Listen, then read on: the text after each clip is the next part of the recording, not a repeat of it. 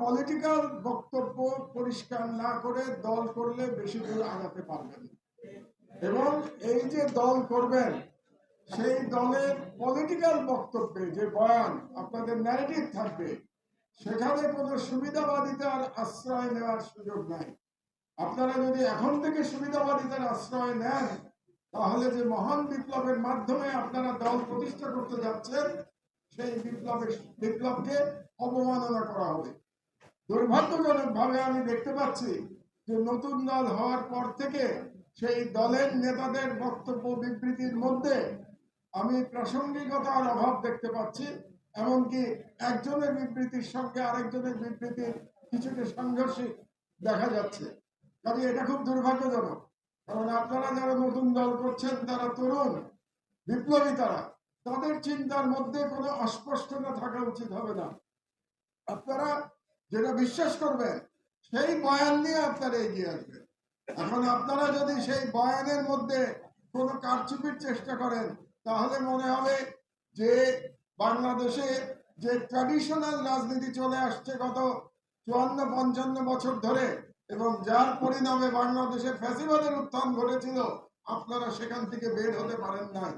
কাজেই বাংলাদেশের একজন বর্ষিয়ান নাগরিক হিসেবে তরুণ সমাজের প্রতি আমার আবেদন থাকবে, আপনাদের রাজনৈতিক বয়ান যেটা থাকবে সেটা পরিষ্কার হতে হবে।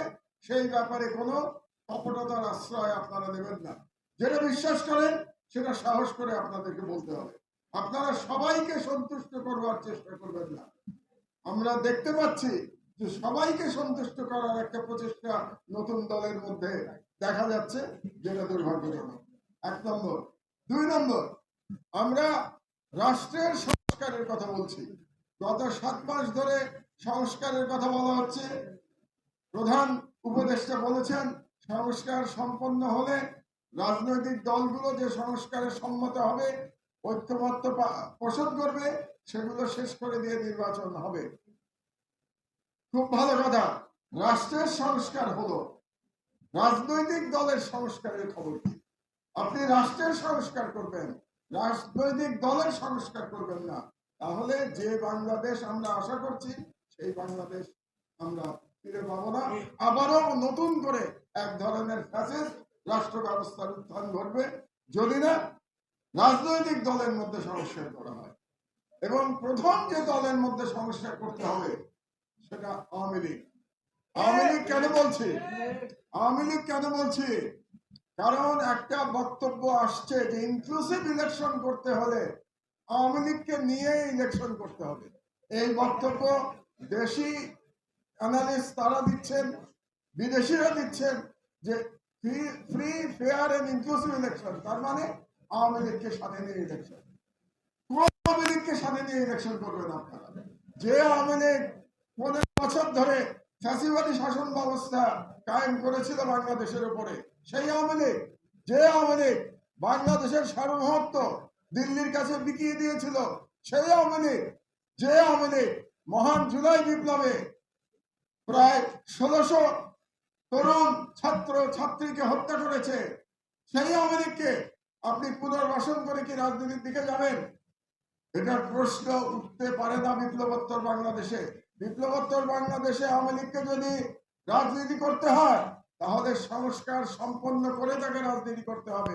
এবং আমি মনে করি তার পূর্ব শর্ত হতে হবে শেখ হাসিনা সহ শেখ পরিবারের সকল সদস্য এবং সকল খুনি লুটেরাকে আওয়ামী লীগ থেকে বহিষ্কার করে তারপরে যেটা সংস্কারের পরে যে আওয়ামী লীগ আসবে সেই আওয়ামী লীগ তখন বাংলাদেশে রাজনৈতিক পুনর্বাসনের এক মিনিট শেষ করতে দেন।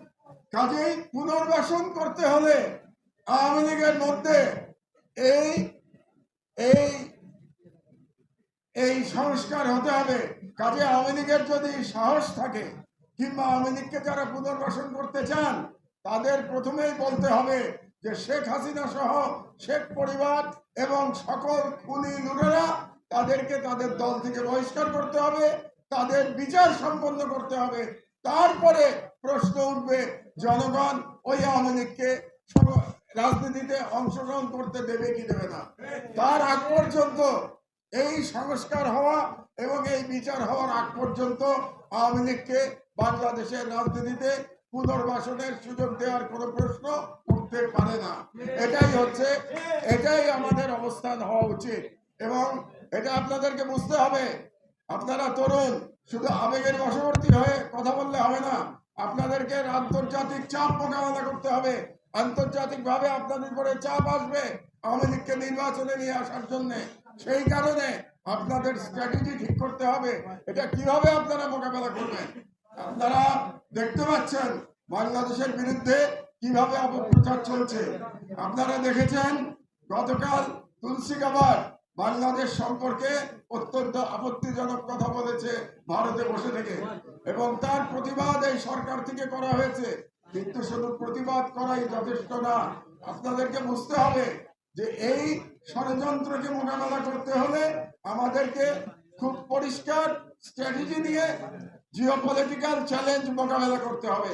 এবং সেই পরিষ্কার স্ট্র্যাটেজি হলো দাবি তুলতে হবে যে আওয়ামী লীগে শেখ হাসিনা সভানেত্রী থাকবে, যে আওয়ামী লীগে শেখ পরিবারের লোকেরা থাকবে, যে আওয়ামী লীগে খুনি লুটেরারা থাকবে, সেই আওয়ামী লীগকে বাংলাদেশে কোনোদিন রাজনীতি করতে দেওয়া হবে না। কাজেই এই দায়িত্ব, এই সংস্কারের দায়িত্ব আওয়ামী লীগের উপরেই ঠেলে দিতে হবে। এটাই স্ট্র্যাটেজি, এটা আপনাদেরকে বুঝতে হবে। আওয়ামী লীগকে চ্যালেঞ্জ করতে হবে। শেখ হাসিনা এবং শেখ পরিবারের সকল সদস্য এবং সকল লুটেরাকে বাদ দিয়ে আপনারা আগে ক্ষমা চান জাতির কাছে, তারপরে আমরা বিবেচনা করব আপনাদেরকে রাজনীতি করতে দেওয়া হবে কি হবে না। এই অবস্থান, আপনাদেরকে এই অবস্থান নিয়ে নতুন সকল দলকে চিন্তা করতে হবে।